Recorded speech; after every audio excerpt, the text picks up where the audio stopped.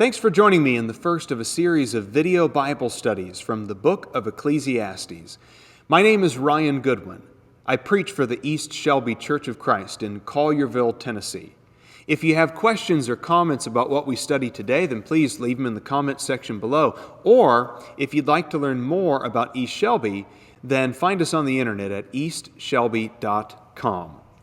We're going to be looking at Ecclesiastes, which is my personal favorite Old Testament book to study. And if you're following along at home, then we'll be in chapter 1 and verse 1.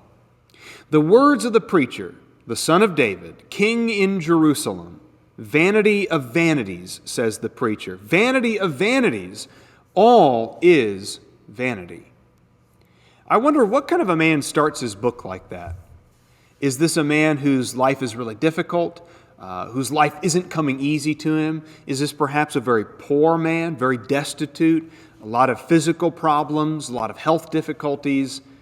Well, in the case of the author of this book, it's the exact opposite. The most likely author is a man named Solomon, and this man Solomon ruled over Israel at its zenith. This was a period in their history where all of their enemies had been defeated, where on an economic and social level they were thriving, there were great building projects, and Solomon himself also was blessed with incredible personal wealth. He was not only wealthy, but he was also very wise. God came to him and gave him a choice. If you could choose between wealth or wisdom, Solomon, which one would you like to have? And Solomon's answer to God was that I'll take the wisdom.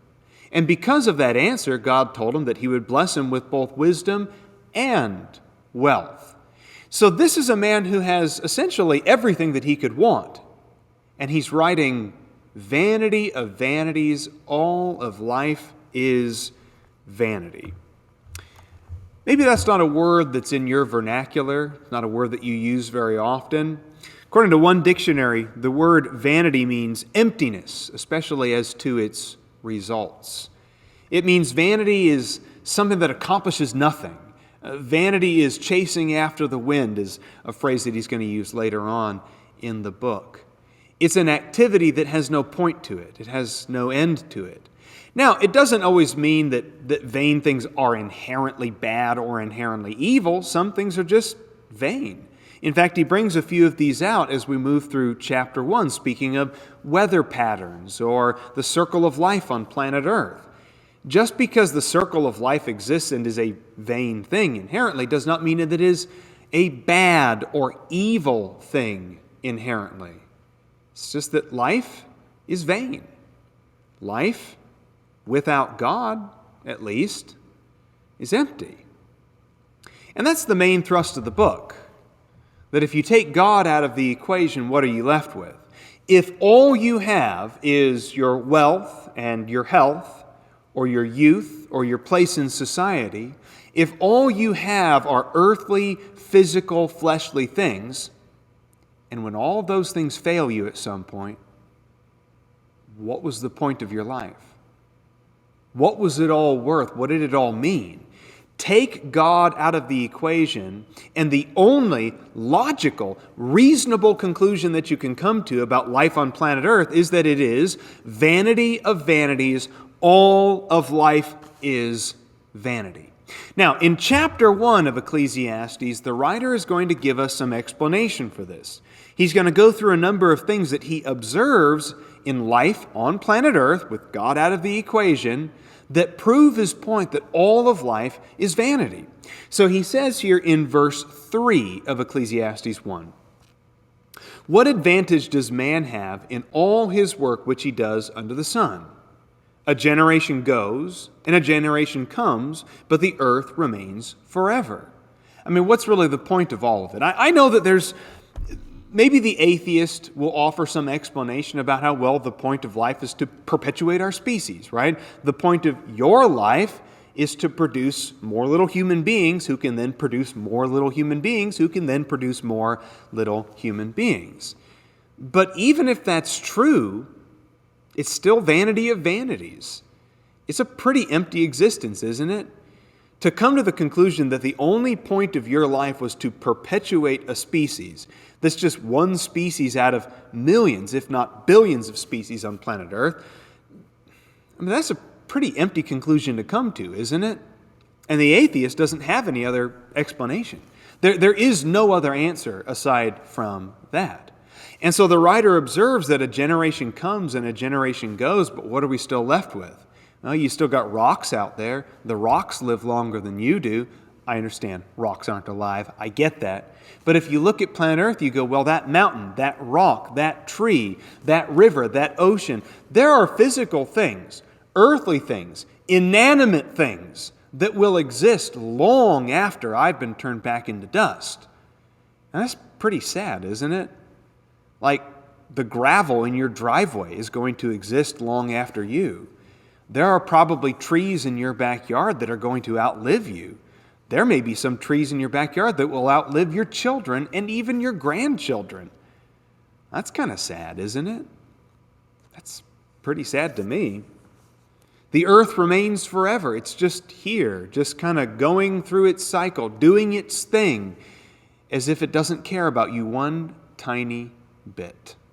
You know, there's this idea that we have in our culture that like the universe cares about you somehow, that the universe or karma or some other cosmic force is making things happen in your life, that the universe actually cares about you. It doesn't.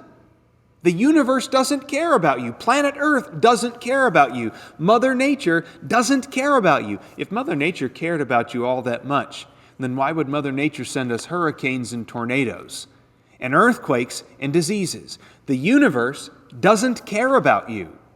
The earth just goes about its business. And when 1 million people have died, and when 1 billion people have died, and if there is no God and the human race is going to just disappear one day, we'll go extinct for some reason, whatever, the earth is just going to keep going about its business. And it will not care one tiny bit that we ever existed. Also, the sun rises in verse 5, and the sun sets, and hastening to its place, it rises there again. Now, of course, this verse isn't saying that Solomon was an ignorant dullard who actually believed that it was the sun that was moving around us. What he's just saying from our perspective, right? From our visual perspective, we observe the earth from our perspective moving across the sky. It rises in the same place, and it sets in the same place. And then it hastens to get back to the beginning and do it all over again. He's just trying to show that when you look at nature, nature itself is empty. Nature is just stuck in cycles. It goes through this routine every single day, doing the same thing, and nothing ever changes for it. And boy, do our lives feel like that sometimes. The sun comes up, we wake up, we eat the same things for breakfast, we drink the same brand of coffee or the same kind of tea. We don't like it when things get upset in our routine. We go to the same job. Our kids go to school. We pretty much wear the same kind of clothes every single day. We have a certain look that we go about. We shave. We cut our hair. We do makeup and do our nails. Like we just kind of have a rhythm and a routine to our lives. And the monotony eventually drives us crazy. At least it can. Now he goes on to say, as another natural example of this vanity in verse 6, blowing toward the south and turning toward the north, the wind continues swirling along, and on its circular courses the wind returns. He says in verse 7 of the rivers, all the rivers flow into the sea, yet the sea is never full. To the place where the rivers flow, there they flow again.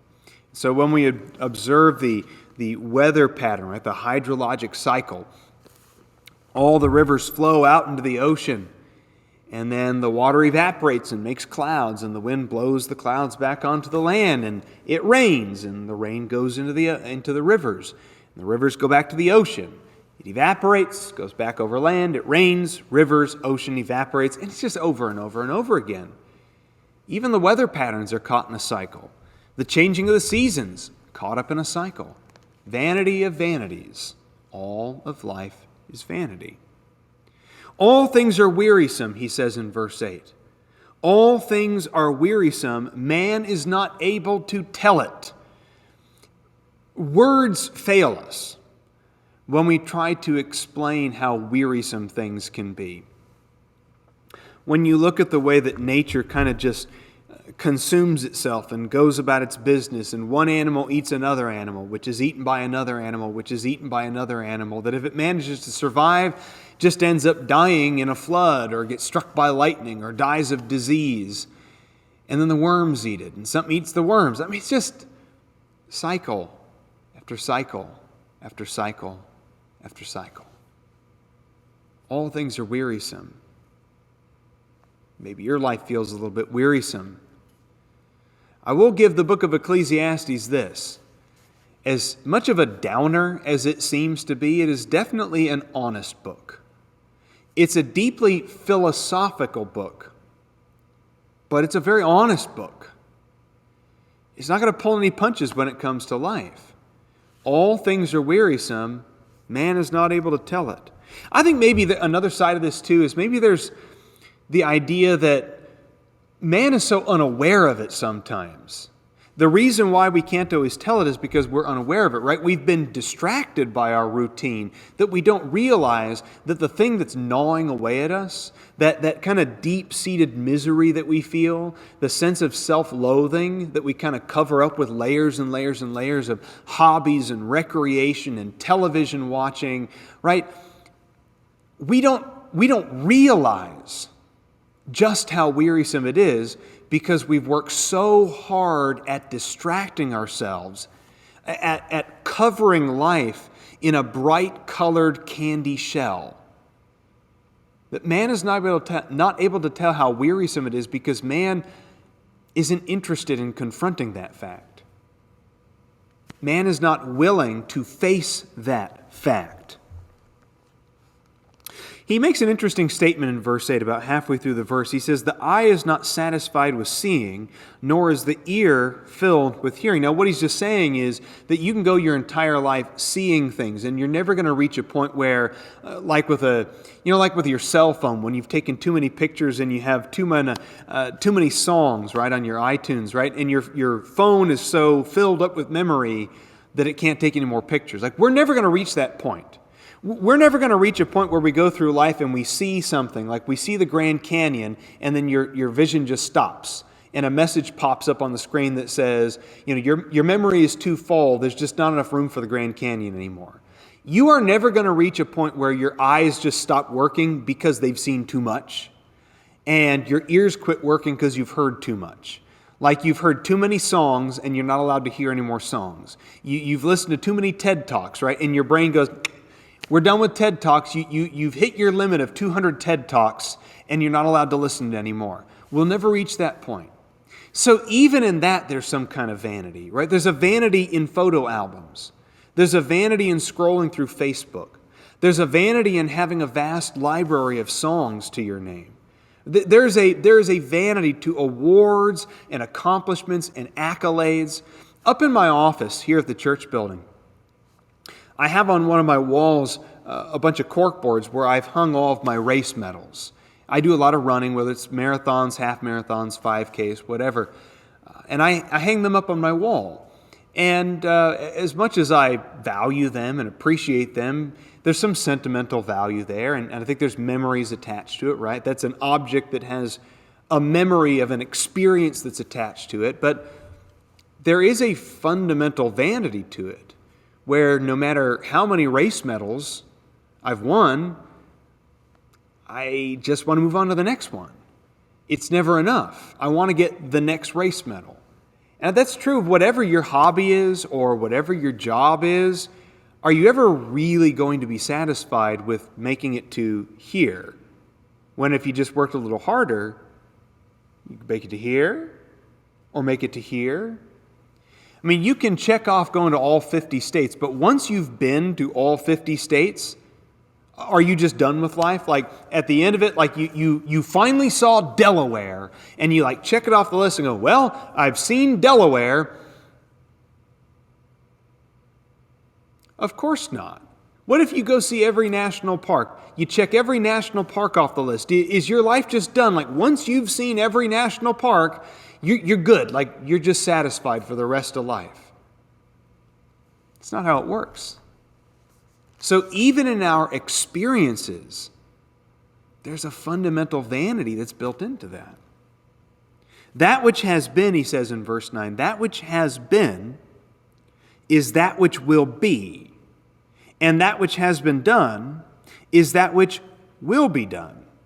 So there's nothing new under the sun. Now, I really like the way that Solomon wrote this. Solomon is definitely a poet. I mean, he has a way with words. And if you read this verse and it seems like kind of a monotonous sort of verse, I think that was on purpose. I believe that it is meant to sound kind of monotonous over and over and over and over again. Let me read it again. That which has been is that which will be. That which has been done is that which will be done. So there's nothing new under the sun. I mean, that verse just kind of sounds like life, right? Somebody might object, though. Hold on a minute. You're wrong, Ryan. Solomon, you're wrong. See this? I've done a new thing over here, or look at that over there. That's brand new. Well, Solomon addresses that beginning in verse 10. Is there anything of which one might say, see this? This is new. Already it's existed for ages which were before us. Verse 11. There is no remembrance of earlier things, and also of the later things which will occur. There will be for them no remembrance among those who will come later still. And I understand the argument. Somebody might say, what about cell phones? Right? Cell phones. We've got our cell phones. The iPhone didn't exist back when Solomon wrote this. What about cars? Right? Solomon didn't have automobiles. Isn't that a new thing? How about airplanes? Airplanes are a new thing, aren't they? The English language. Solomon didn't speak the English language. The English language didn't exist for a long time. See this? Isn't that new? Behind every new thing is just an old concept that's been repackaged. Cell phones. I mean, on a fundamental level, what's the difference between a cell phone and smoke signals? I know, there's a ton of technology that's built into a cell phone. I understand that on a mechanical level, there's huge differences between a cell phone and smoke signals. But the idea of communication over long distances, the fact that I can communicate an idea to someone who is miles and miles away from me, on a fundamental level, the concept of communication over vast distances, that's not a new concept. The materials that are built into a cell phone, the materials aren't new. We just found new ways of using those materials, right? We were able to manipulate and repackage those materials in a different way. And cars are the same way. I understand Solomon wasn't using an internal combustion engine. Solomon wasn't driving a battery-powered car like a Tesla. I get that. But the idea of locomotion, that's not a new concept, is it? On a fundamental level, there is no difference between a car and a horse-drawn carriage. Now, I'm going to reiterate, I understand there are huge material and mechanical differences between those things, but on a conceptual level, right, just on the basic level of what those things are, locomotion, or the wheel, it's not a new thing. Airplanes. Airplanes are just based on time-tested scientific truths.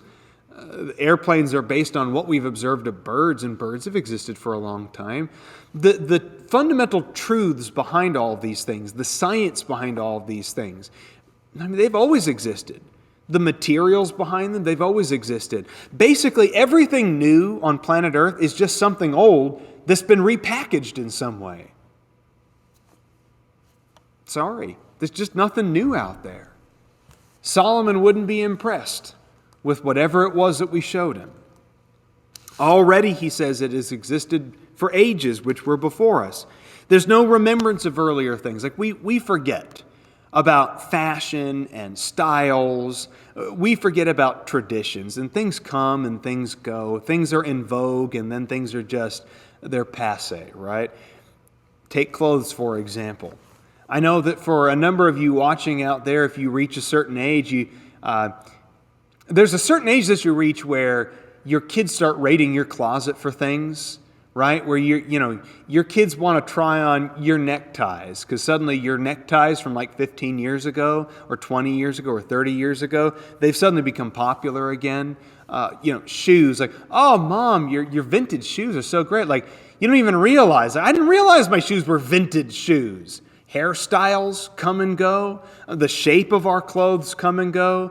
How we decorate ourselves with makeup and jewelry and all that sort of thing. And that stuff comes and goes, and then 30 years later, it's in style again. It almost drives me nuts. Because right now, right, it's 2020, and I'm going to date myself here, obviously, but it's 2020, and every time I walk past a store for the youths, because I'm not a youth anymore, I've finally come to accept that. That's just reality. I'm not one of the youths anymore. But when I walk past a store that's directed at the youths, I'm like, those clothes were popular back in the 1990s. Like, those were clothes from the 1990s. What are people wearing clothes from the 1990s again? I thought we moved past that. It's like mom jeans became popular with teenagers. Who'd have thunk? Mom jeans on teenagers. It's true. I know. What's 2020 coming to? I get it. But we forget about these things. There's no remembrance of them. And also the later things which will occur, there will be for them no remembrance. And so when the teenagers of today become 45-year-old mothers and fathers someday, they're not going to remember the way that they raided their parents' closets. And they're going to be shocked when their teenage children raid their closets. There's no remembrance of these things. So just like the sun, or the wind, or the water cycle, all of life is vanity. Things are cyclical. They're just caught in the routine of a vain, empty world. So in Ecclesiastes chapter 1, verses 12 through 18 is, I think it's kind of the heart of the purpose of this book. It's the thesis statement of the book, if you will. He is going to introduce us to his, let's call it a science project. Solomon wants to find out if there is anything on planet Earth, life under the sun. By the way, that's a phrase that you're going to see a number of times in Ecclesiastes. So log that one away, or if you've got a highlighter and you like to highlight your Bible, highlight words like inheriting the wind or seeking the wind. Highlight phrases like life under the sun. Okay, these reoccurring phrases in the text. He's going to ask, life under the sun, right? Life on planet Earth, life in the physical sphere of things. Is there any happiness that I can find in life under the sun? If you take God out of the equation and I am left with my wealth or my health or my youth or my place in society or mankind's accomplishments or my intellect or my wisdom or my philosophy, if you take God out of the equation, is there anything in life under the sun that makes this life worth living? He says in verse 12, I, the preacher, have been king over Israel and Jerusalem, and I set my mind to seek and explore by wisdom concerning all that has been done under heaven. It is a grievous task which God has given to the sons of men to be afflicted with. Verse 14, I have seen all the works which have been done under the sun, and behold, all is vanity. It is striving after the wind. What is crooked cannot be straightened. What is lacking cannot be counted. He's saying this grievous task which we've been given, this grievous task is to find purpose, to find meaning beyond the flesh. This is a grievous task that we have been given. And specifically for himself, being to him, it's no longer a blessing being this wise person, right? The wisdom and the wealth that God granted to Solomon earlier in his life was supposed to be a blessing, right? That was supposed to be a gift from God to Solomon. But instead, he views it as this heavy burden. It's this almost like a curse that he's been given.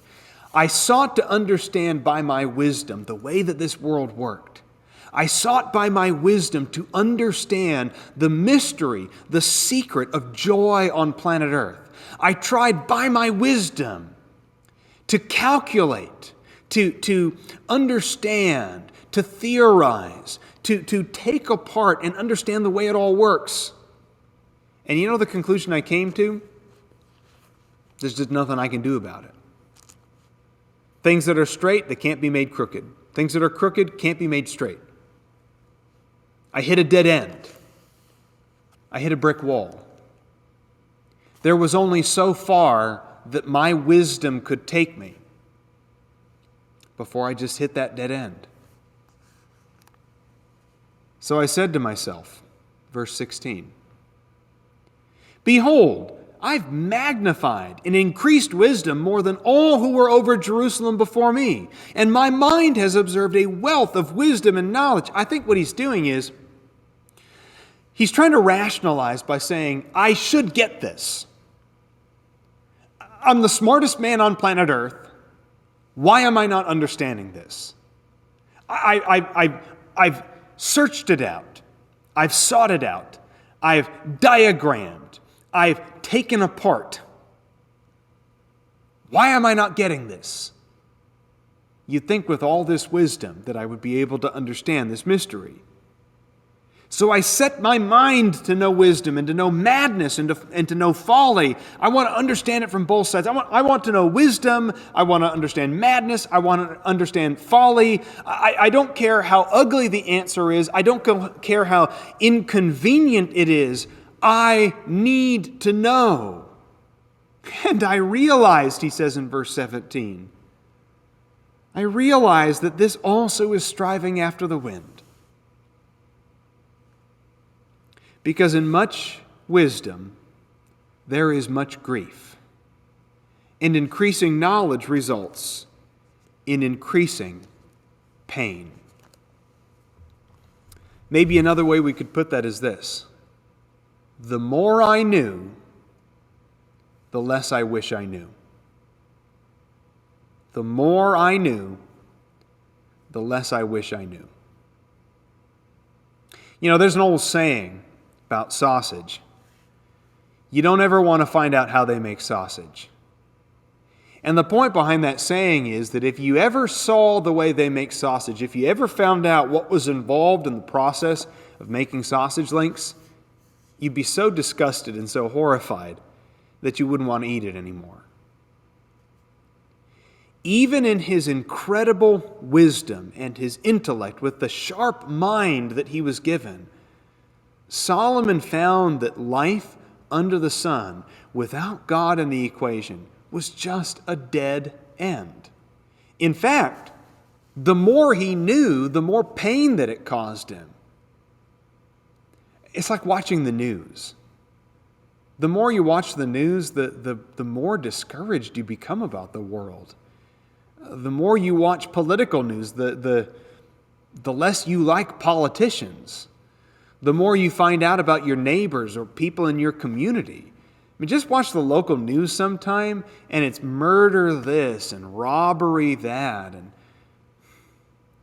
the more you know, the less you wish you knew. The more you wish you could go back to a time when you didn't have that knowledge, when you didn't realize how awful that celebrity was, when you didn't realize what a jerk that athlete was, when you didn't realize how corrupt your government was, when you didn't realize how hollow, how thin, how superficial your relationships were, or how fragile our society is. Think about coronavirus. I mean, we've seen in just over a month what a pandemic can do to a society. I mean, you thought the stock market was robust. You thought our institutions were firm and strong. You thought that we had rights to do this, freedoms to do that. You thought we were a healthy and vigorous society. You thought the best of people. And maybe some of that faith has been shaken now. Don't you wish you could go back in time a couple months? We are presented then in the book of Ecclesiastes with a bit of a conundrum.